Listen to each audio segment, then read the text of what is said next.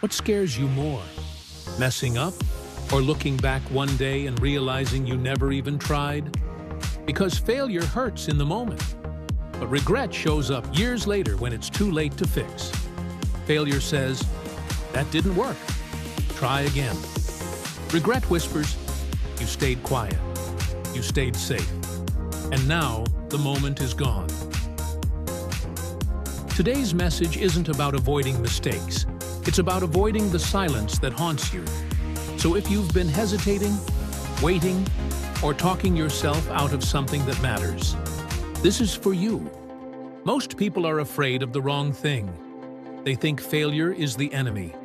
They imagine one bad decision will define them forever. But what follows people into their quiet moments isn't failure. It's regret.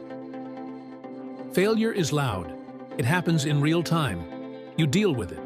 You learn from it. You recover. Regret is quiet. It waits patiently and shows up years later when the opportunity has disappeared. Failure shows up when you try. Regret shows up when you don't. Failure is part of being alive. Nobody builds anything meaningful without mistakes. The people you admire didn't avoid failure. They learned from it repeatedly. Failure sharpens you, builds resilience, and usually gives you another chance. Regret doesn't. Regret comes from staying silent when you wanted to speak, from staying comfortable when you wanted to grow, from waiting for the perfect moment, which almost never arrives. Look around right now. Someone wants to start a project, a channel, a business, or a new path. They watch tutorials, save ideas, and tell themselves they're preparing. But really, they're waiting to feel confident or ready. Meanwhile, someone else starts messy. Their first attempts are awkward.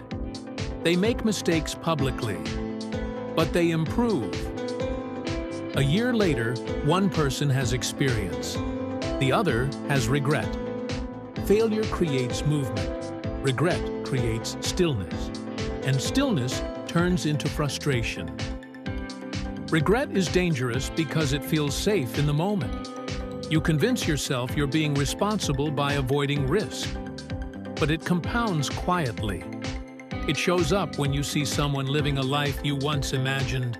It shows up when you realize time moved forward whether you acted or not.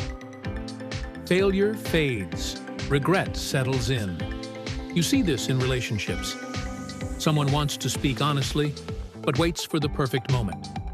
They say nothing. Later, the opportunity disappears.